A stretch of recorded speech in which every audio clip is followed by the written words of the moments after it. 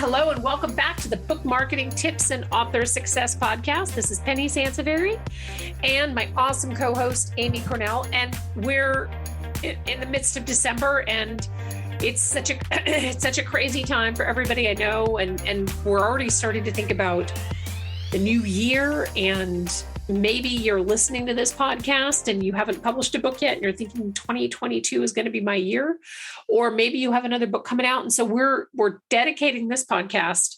The title of the podcast is a little bit of a buzzkill, Amy, I have to say.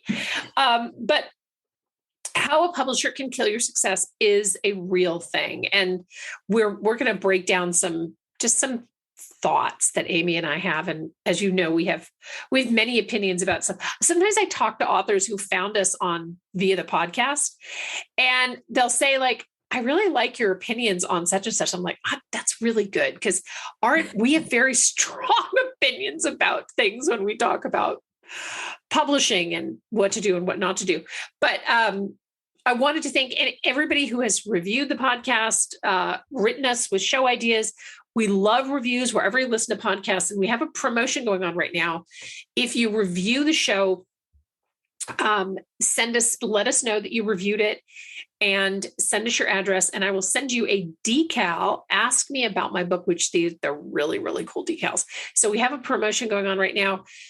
Send that over, send over your review and your mailing address, and I'll get you a sticker in the mail. We're not asking for good reviews. Even though I listen to podcasts, a lot of times they say, leave us a 5-star review on iTunes. We all love 5-star reviews, but we all love the reviews really help listeners find the show.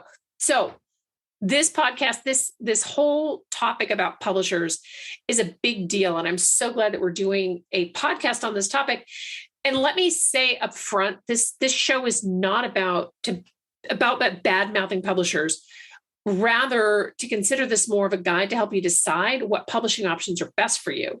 Because right now, I mean, the good news is authors have a lot of choices. The bad news is there is a lot of confusing choices out there. And there are a lot of bad publishers out there. I mean, I talked to an author the other day, and she admitted up front, she said she knows that the publisher has a bad reputation, but she wants to keep the rights to her book, which is not actually an accurate statement. I mean, just in terms of her reasons for wanting to keep her book rights. And we'll break this down in this episode too. Yeah. And to your point, a lot of authors, what I see a lot is they have this set path they follow from, okay, first I have the book idea, then I write it, then I release it and all this stuff, but they don't realize how much their publishing choices can affect the future viability for their book. They're trying to check all the major things off the list, Penny, and I totally get that. It's a lot to manage, especially if it's your first book, making sure all your T's are crossed and I's are dotted. So I can understand whether get publisher, and then you can kind of compartmentalize all of that production stuff in one place. And it can seem really lucrative, or like I said, the easy way to get the book out because they just kind of handle all the things, but it's typically not the case. It's not the lucrative or easy way out when it's time to actually start getting the book in front of readers and deciding on ways you can promote it. Yeah, exactly. And, to me, I mean, maybe I'm wrong, but I think the issue for a lot of authors is that they want the cachet of having signed with a publisher, regardless of who that publisher is. And I think that it's very easy to get caught up in the excitement of it all.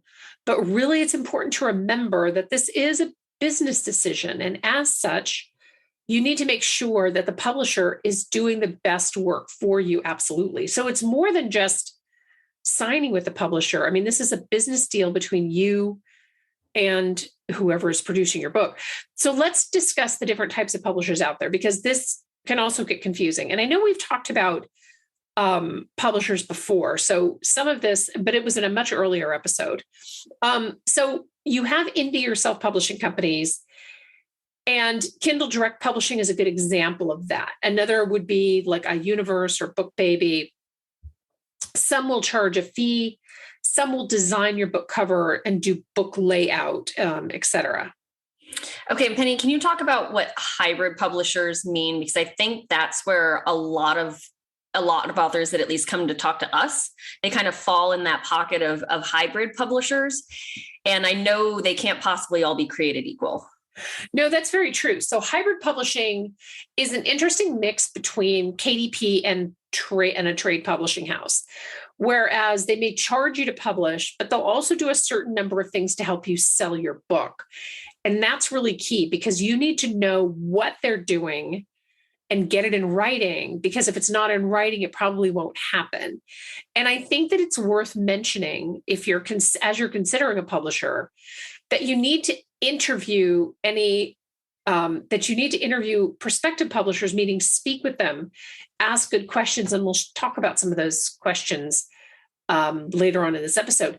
But also look at the books that they've published, look at their covers, look the books up on Amazon, and then go a step further and Google the authors to find out what their experience with that publisher has been, because authors are always willing to share their insights into things that they've done, people they've worked with. So that's a really good model. And the reason that you want to do that is because you want to try to unearth any problems that maybe follow that publisher before you sign on the dotted line. And one of the reasons that you want to look at the book covers that they have produced. So, and I don't want to get too far off track, Amy, but I just want to mention that if you see a publisher, for example, and I've had conversations with authors on this, where they've talked to a publisher, they're set on a publisher, they don't like the book covers that publisher has done, but they assume that they're going to do a better job on their book. And I can tell you right now, if you don't like if the first step in this process is as you're looking at this publisher and you're looking at their book covers and you don't like them, you're probably not going to like your cover. So that's something that's really important to add to the mix. And Amy, would you say that one of the biggest issues we face with authors, regardless of who they have selected to publish their book, is access and control of their book? Isn't that right? Oh, yeah, absolutely. When authors contact us about a marketing collaboration, I always figure out who they've published with or how they're publishing, what their timeline is, things like this, because it all matters. And who they choose to publish with or their publishing, route that they're taking definitely affects our ability to assist in what we're able to do, what we're able to offer, how many channels we can potentially use for them, things like that. So, and, with some publishers, it sadly, there's not as much that we would like to do that we can follow through with, which is a real bummer, because typically that's why that author is reaching out, because they already feel like they're stuck between a rock and a hard place. But it's not just about us and our ability to do things. It's what's more important. It's about your access to your book. So yes, it's a bummer for us when we don't have full access to a book and to be able to do all the things we'd like to do. But it's more of a problem that you don't have access to your book as an author, because our access is essentially a reflection of your autonomy over your work and what you can do to make your book a success, what you're going to be doing for your book a year from now, even. This is definitely a long-term consideration as well. Yeah. And, one of the workarounds for the control, for that control piece, which is a big deal, is to publish your ebook straight to KDP. So you have access to it. And essentially what that means is that you're giving the publisher rights to publish the print book, but you're keeping the ebook. And sometimes authors hesitate to do that, which I understand, because you've signed up with a publisher and they want to do all of the editions. So, if you're not going to publish straight to Amazon, it's good to ask them about getting access to your book editions, especially your ebook, and asking things like, how can I do Amazon ads, and how can I drop the price of, my ebook, and asking them questions like that really will show how much you can, control over your book. Yeah, I like that a lot, because a huge part of this is the price point of your book. That is right after access. I would say that's one of the biggest hurdles that we deal with when people with publishers talk to us about a collaboration, is that when I go and check out their book, it's just priced way out of the market, meaning it's priced way too high for what the typical readers for that genre or topic are willing to spend as a general rule. Yeah. And that's a huge problem. So like you said, Penny, having control over your ebook gives you the option to counter essentially the price that the publisher insists on putting on your print book. Right. Right. Exactly. And I think that, we've seen enough publishers mismanage books when it comes to pricing in particular. And one reason that publishers often price books higher is because they know that authors typically buy the first 100 copies of their own book. That's just a statistic that's out there.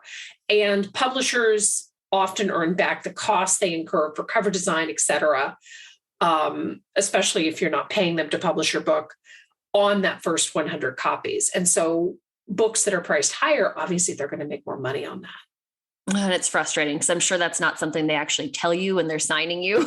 Right, exactly. So yeah, I mean, essentially saying like, this is great. Yeah, just buy your 100 copies and we're good. We're kosher. Like everything's fine. Yeah, exactly. And the reality is there are hundreds of publishers and a spectrum of different ways they can go about selling their services, just like there are marketing companies. So we totally get it. But there's no set consistency based on the type of publisher or regulations about what they're allowed to offer and what they're not, So, I mean, it is about doing your due diligence, like you mentioned at the top of the show, and you have to think beyond just getting the book out the door. I know that's hard because it is so much effort just to get it written. And then you get to the publishing stage and you're like, oh my gosh, like now I have to produce this book somehow. Yeah. But if you're looking for a publisher and you want to find one that can support your success without taking away your ability to decide what's best for your book, and once it's released, you really have to plan and you have to ask the smart questions, even though it's hard. You want to trust that they're just going to do everything in your best interest. But the reality is they're a business. They do things a certain way because it works for their business. And you have to be smart about that.